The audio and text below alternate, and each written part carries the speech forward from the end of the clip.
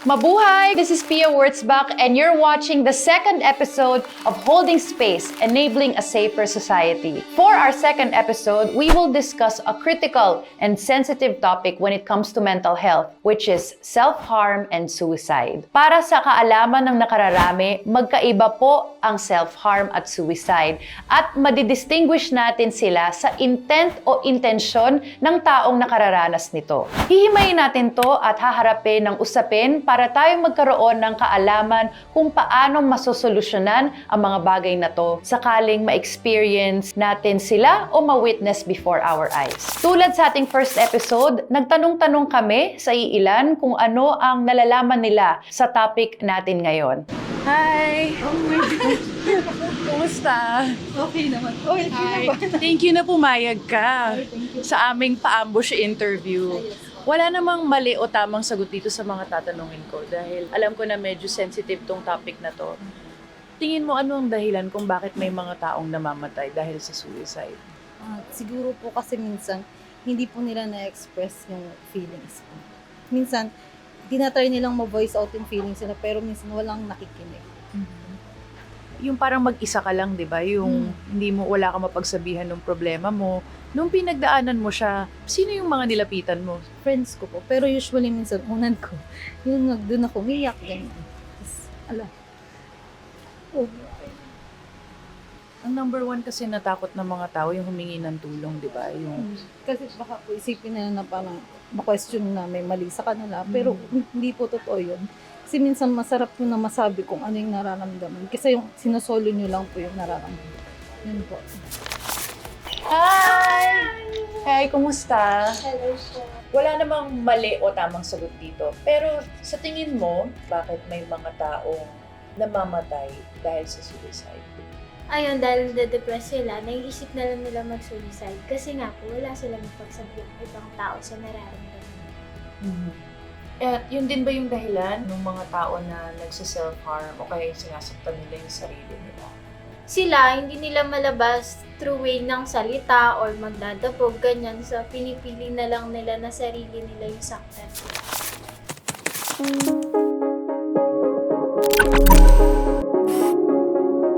According to the World Health Organization, about 800,000 people die by suicide every year. Suicide deaths in the Philippines reached 2,325 or 0.34% of total deaths. Based on the reported suicide cases, males are more affected and it's more common to occur among teens and young adults. But we also want to emphasize that this health condition can affect everyone.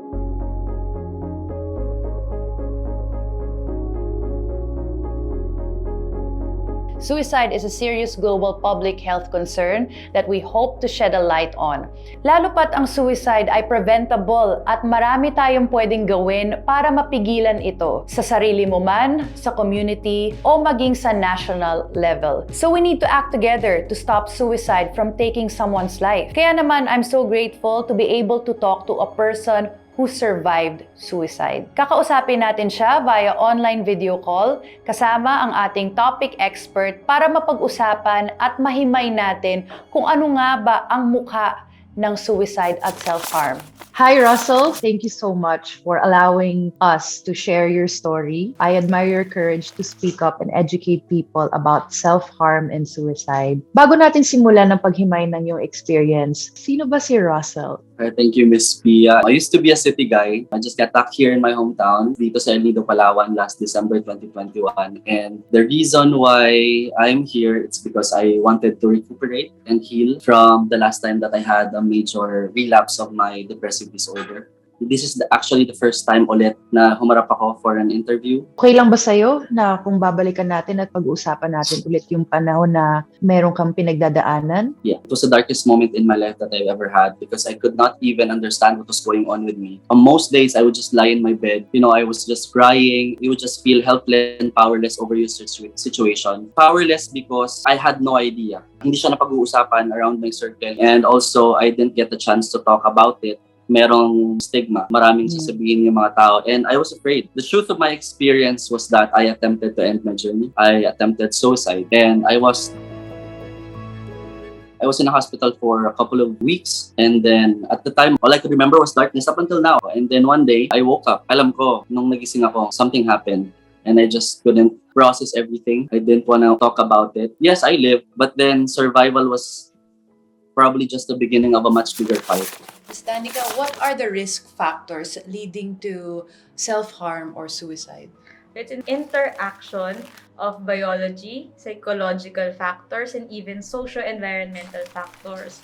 So when we say bio, may mga relatives ka ba or immediate relatives or even yung mga medyo malayong relatives na may history? Yung mga psychological factors, pwedeng yung coping mechanism mo, hindi ganun kalakas. Or may history of trauma, abuse. Yung feeling of worthlessness, yung feeling of isolation, risk factor din siya for suicide or self-harm. And then sa social naman, kapag nasa hostile environment ka, yung mga kasama mo, yung family mo, yung friends mo, hindi healthy yung relationship mo with them. In general also, it's important that a prior suicide attempt can be a risk factor also to do it again. So for a relapse siya. So, I had my doctor, my psychiatrist at the time, pero I wasn't that comfortable sharing. So I left my story somewhere. I didn't want to talk about it. I was asked by an organization in our school to give a message about mental health, but they did not know about my story.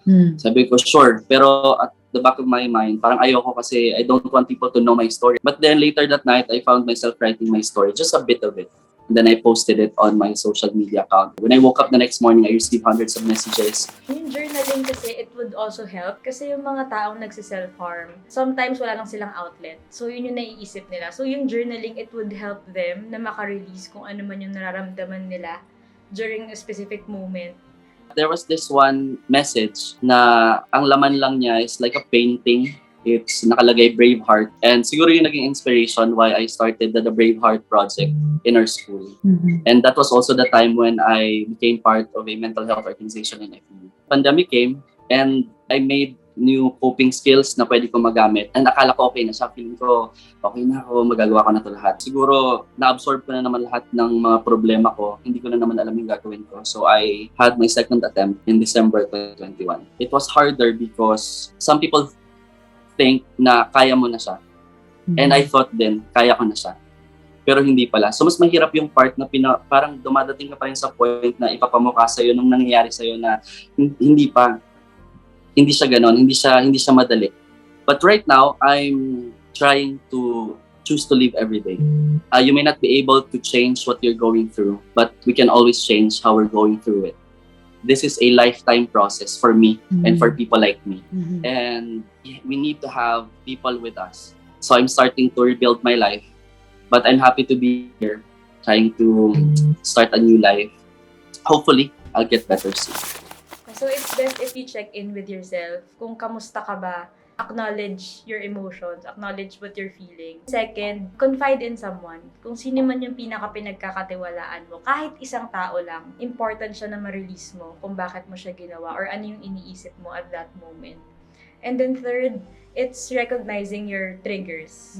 Kapag nandun ka ulit sa situation, mas alam mo na kung paano siya i-manage. Medyo recent tong mga last na nangyari, but still, you're choosing to share it with us. So for that, I want to say thank you. I relate to what you said about it feeling like a battle every day.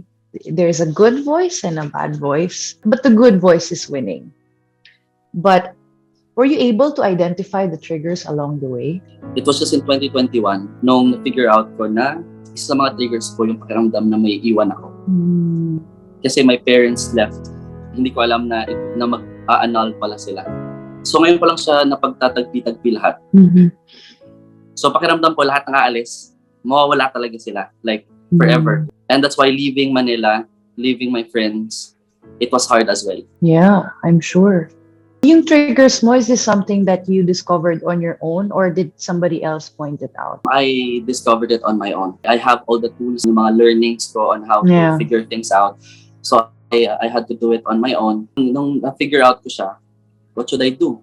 Sinasabi ko sa mga talks namin, get professional help, be open about it. I tried that. Tapos dumadating pa rin ako sa dead end.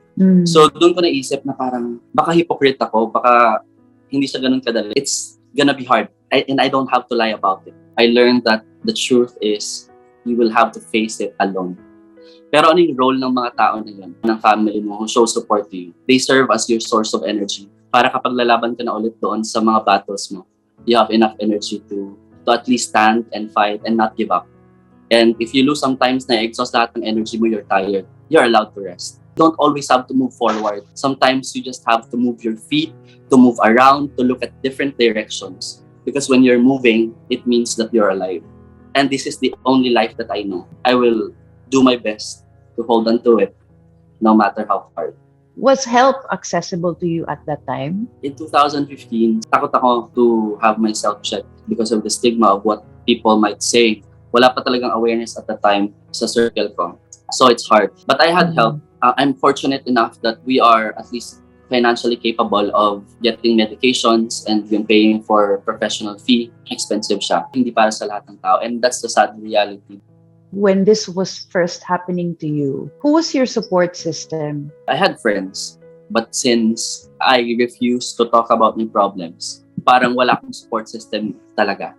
If you need someone to talk to, akala nila they are required to give advice. But sometimes, what we actually need is yung sounding board lang. And if you keep hearing a lot of things, kahit positive siya minsan, overwhelm ka lalo. And hindi na siya nakakatulong sa situation mo. So beautiful to hear yung kumusta ka. Even if I'm not okay, at least I know that someone cares for me, cares about me. And I would have someone na pwede ko makausap when things get worse. Ang ganda ng mga sinabi mo, Russell. I hear the same advice that sometimes you don't really need advice. You just need someone to listen to you. We just wanna say it. We just wanna let it out. Sa ngayon, sinong support system mo? Ngayon, I have my mom and I have some friends na kahit malayo sila, nasa Manila sila. They check on me. So, ngayon, medyo mas naiintindihan na namin lahat. Yung pinagdadaanan ko, hindi siya ganun kadali. And people around me need to be supportive. Kung wala kang support system, just have a purpose in life. Ako minsan naisip ko, dati nung pandemic, anong lulutuin ko bukas? Kasi nag-aaral pa lang ako magluto. It's something that I was looking forward to doing. You don't need to force yourself to find your ultimate purpose in life. Ganun ginagawa ko. You need to find joy in everything that you do. Anong gusto mong sabihin doon sa support system mo ngayon? Hindi ko alam kung kailan ako makabawi. But I hope sharing my story, people one life at a time, I think it's my greatest life accomplishment. That's my way of thanking them. And my gift to them is my life, that I'm still alive right at this moment. That's so beautiful, Russell. Thank you so much. And I'm sure sa mga makakapanood nito, mai-inspire din sila sa'yo. Meron ka bang advice na mabibigay you can share to our audience who might be dealing with the same challenge that you had before? There are things that I've learned about my experience. I think the first step for us to deal with it is to accept what we are feeling. Whatever it is that you're feeling, kahit negative siya, you have to acknowledge na hindi siya isolated case. Lahat ng tao posibleng makaramdam yan. Sometimes, hinihingi natin yung pagmamahal sa ibang tao, but we need to give it to ourselves. There's still joy and love around you. Just look around. I just want everyone to remind yourself that today is not the day that your story ends.